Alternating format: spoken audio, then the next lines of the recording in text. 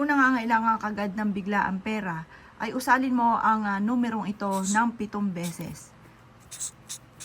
777, 777, 777, 777, 777, 777, 777. At sabihin niyo po dito, ang hangarin po ninyo na kagad ka magkaroon ng pera dahil ikaw po ay kailangan magbayad ng mga pagkakautang or kaya po ay meron kang pangangailangan na bibilin ng inyo pong mga anak or ng inyo pong pamilya.